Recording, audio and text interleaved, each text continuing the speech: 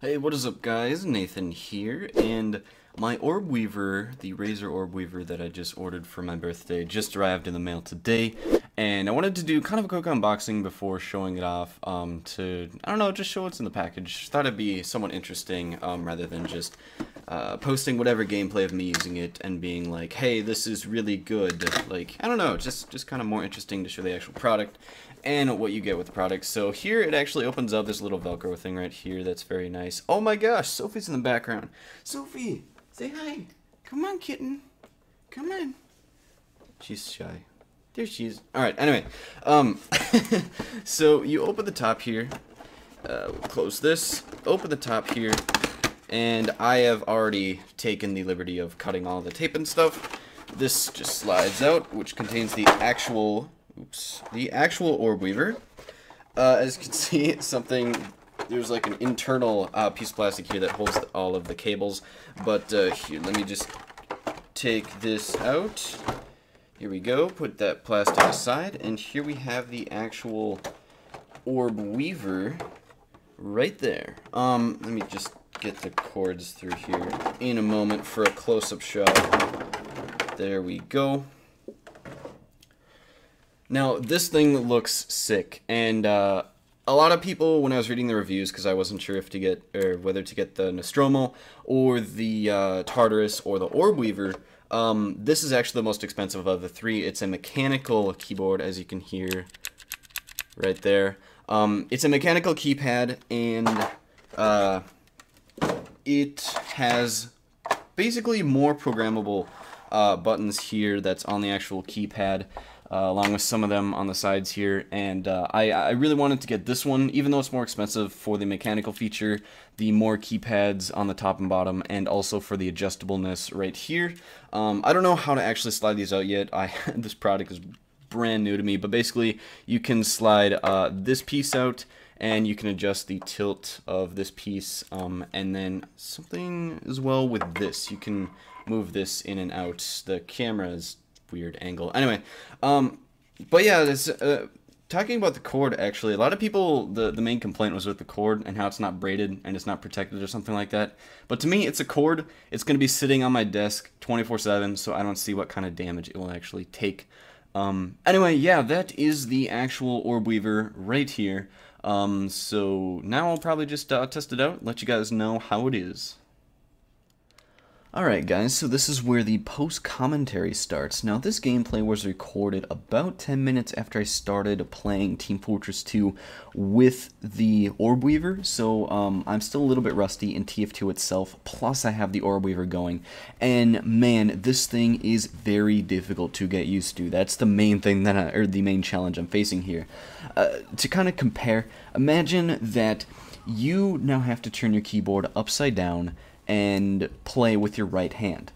That's kind of the comparison here. It's just really hard to get used to. As it is right now, the gamepad feels very comfortable. I really like the adjustable angle and adjustable length of the wrist rest, and my hand is very comfortable. It just takes some getting used to, and a lot of it is like you have to throw out a lot of, well, especially in Team Fortress 2, your like quote-unquote posh bindings where they're not really necessary but they're really nice to have. For example, my whole right keyboard in Team Fortress 2 is binded to voice commands and like helpful commands that would let my team know what's going on or something like that, and those just don't exist anymore, because if you want to play with this, you have to throw out your entire right side of your keyboard, and that kind of sucks in some situations.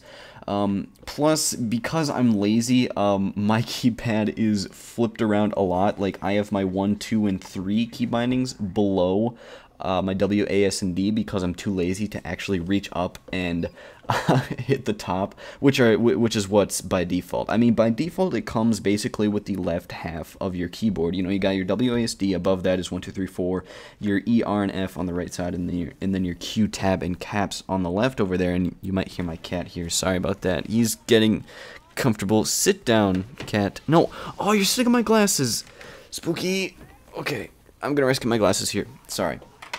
Anyway, it's really hard to get used to. This is even after I've played roughly 2.5 hours of Payday 2 as well. So this is about, you know, 2 hours and 45 minutes worth of use already, and I'm still incredibly rusty with it anyway. And basically with the keypad, you have to throw out your entire system of chat. Unless you can adapt to a different sort of binding mechanism for chat. Basically, because you're limited to so many buttons, it's not like you can bind all of the keys and be like, hey, I want to type something, because you don't have the letters to do that.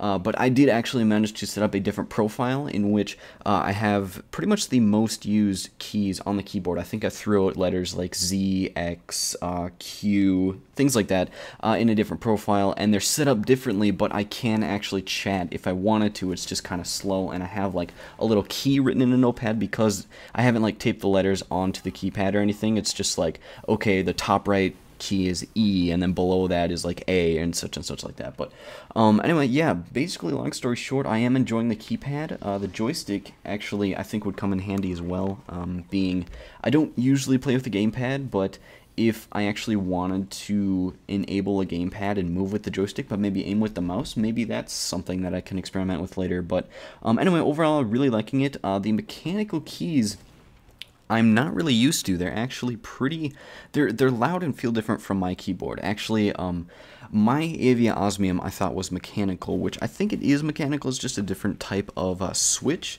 I think it said it was supposed to be a cherry switch, but the way my actual keyboard is, like, you press down and you actually the key condenses all the way, like it's even pressure to push it down. But with this mechanical type of keypad, you actually press down, and then you actually hear you actually click part of the key, and it's hard to explain for those of you who haven't ever touched a mechanical keyboard before, but it basically results in a, oh my gosh, my cat is hitting my mic.